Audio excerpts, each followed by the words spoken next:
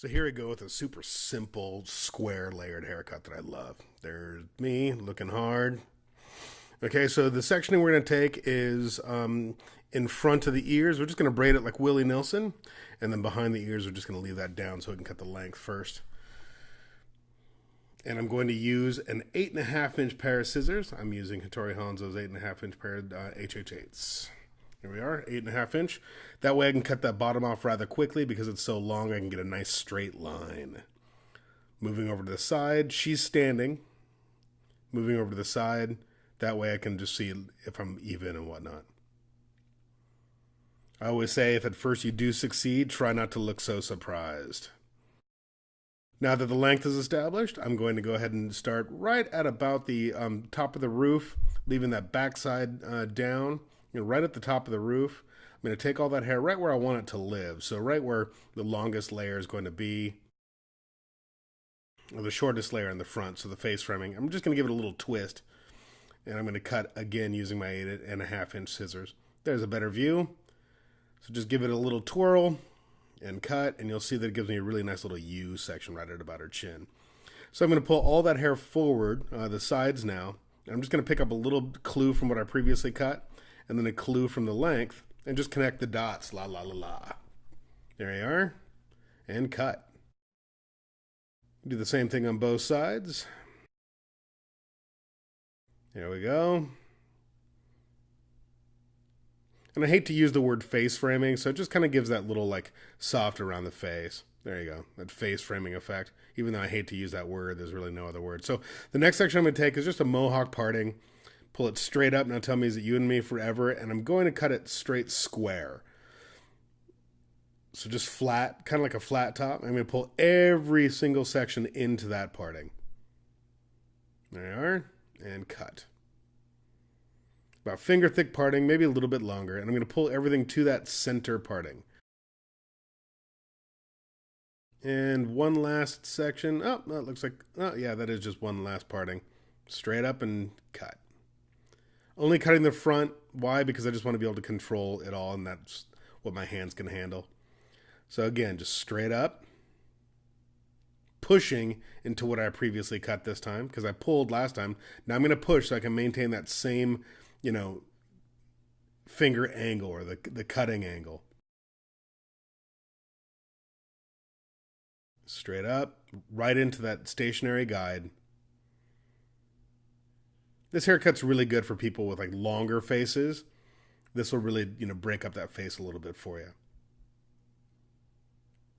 So through the back, I'm going to take center parting, and then I'm just going to pie shape sections. If you like these videos, please subscribe and tell somebody. If you don't like these videos, please subscribe and don't tell anybody you don't like it.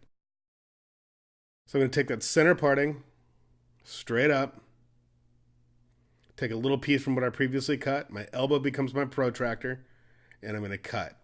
I like to use the long scissor because I can really tell if I am parallel to the floor, if I'm actually horizontal or whatnot. Where if I have a shorter scissor, sometimes I can't tell if I'm angled or not.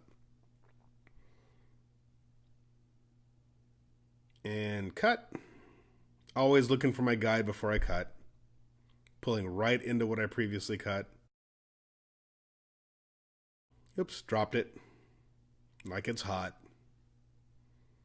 And cut. Now, I do like to go ahead and take one last little parting, a little bit from the front, a little bit from the back. Pull that straight up into that same parting and cut. Same thing on the opposite side. This I'm going to pull into my previous section, where the last in the back I was, or the last section I was pushing into it. So now I'm going to pull into it. There we are. See? Pulling into what I previously cut.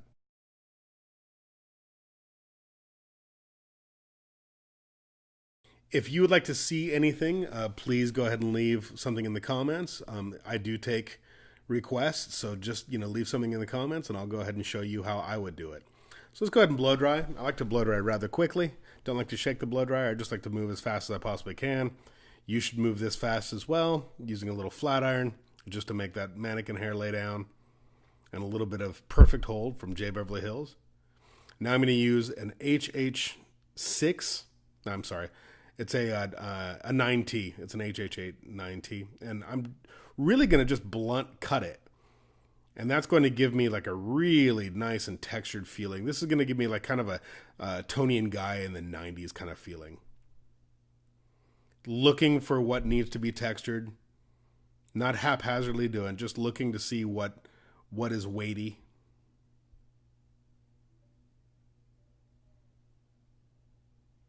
There we are, just kind of point cutting a little bit with my 9Ts. Now I'm going to go ahead and take at the quadrants, not the 4 quadrants because that's redundant.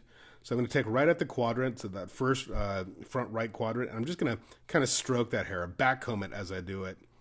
And that's going to just blend those walls to the top. Some people say, oh, you're going against the cuticle. No, I'm not.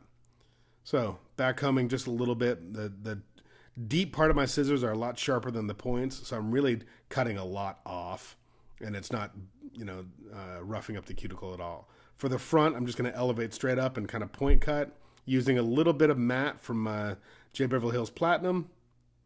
Give it a little shake. There you go. I think it's a pretty fun looking haircut. I think you can cut it tomorrow morning. Hope you liked it. Please subscribe.